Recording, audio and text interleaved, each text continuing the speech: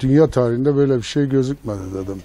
Yani çok büyük bir bulaşıcı özelliği olduğundan dolayı dünya çok tedirgin oldu ve dünyada görüyorsun çok kötü bir süreç yaşadı.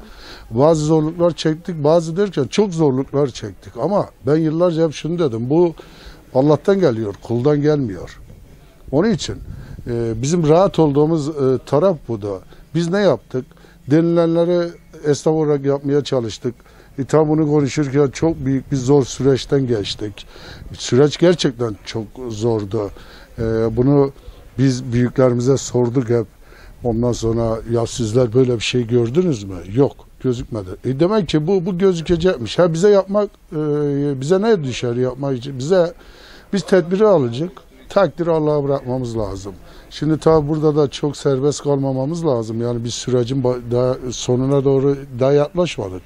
Burada ne yaptık? Tabi burada ekonomi de canlanması lazım.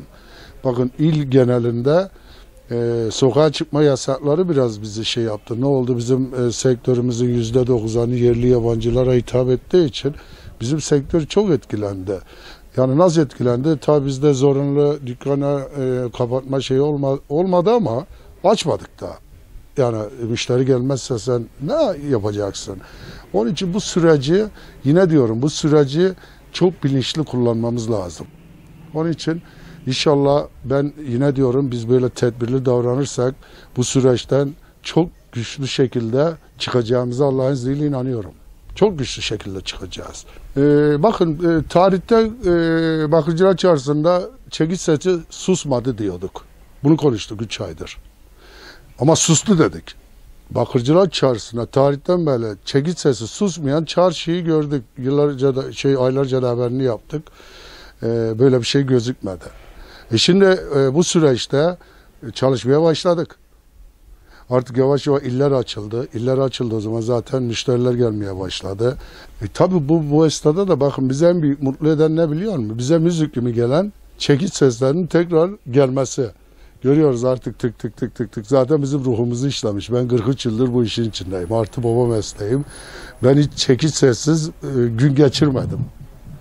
Ama çekiç seslerinde Bakırcılar Çarşısı zaten bakın dünya çarşısı oldu artık.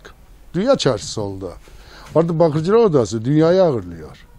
Onun için o çekiç seslerinin gelmesi bizi o kadar mutlu etti ki. Bundan da övünüyoruz yine diyorum. Bu sağlık sürecini çok iyi yöneten, bakın devlet büyüklerine kim olursa sizin aracılığınızla da teşekkür ederim.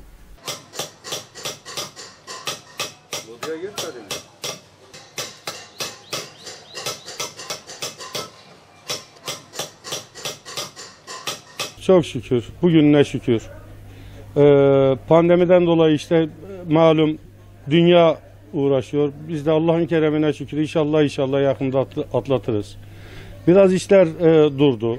Keremine şükür, buna şükür. Yine de ekmeğimizi götürük.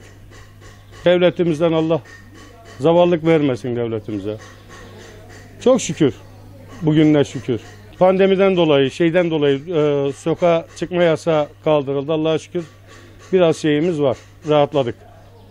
Hareketlilik var yani. Hı hı. Peki siz böyle şehit sesini duymadığınızda? Duymadığımızda tabii üzüntü. Bizde öyle olur. Sürekli şey olması lazım. Bizim o kulağımızda bir, ne diyeyim sana, tatlı bir ses. Melodi gibi. Melodi gibi. Tatlı bir ses. Güzel bir ses.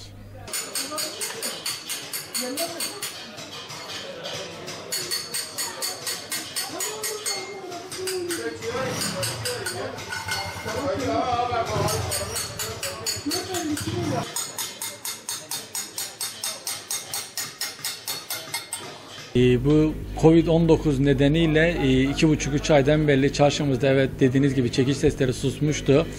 Hatta ara ara çarşımızın kapandığı dahi oldu. Ama çok şükür 1 Haziran'dan itibaren çarşımızda yine seyahat kısıtlamasının falan kalktığını falan görünce biraz daha hareketlilik başladı. Çekiş seslerini şu anda duyuyoruz, yani mutluyuz. Biraz daha hareketlemesini bekliyoruz çarşımızın. Peki özlemiş miydiniz çalışmayı, çekiş sesini? Tabii 2,5-3 aydan beri evde oturuyorduk, yani çarşımız ara ara dediğim gibi kapanlıydı. Yani iş yapamıyorduk. Hem maddi yönden hem manevi yönden işimiz zaten parayı aşmış bir meslek. Yaparken keyif veren bir meslek. Yani bir sektörün içindeyiz. Yani para kazanmadan çok daha yaparken zevk aldığımız bir meslekti. Yani çekiş sesinin susması bizi bayağı bir üzmüştü.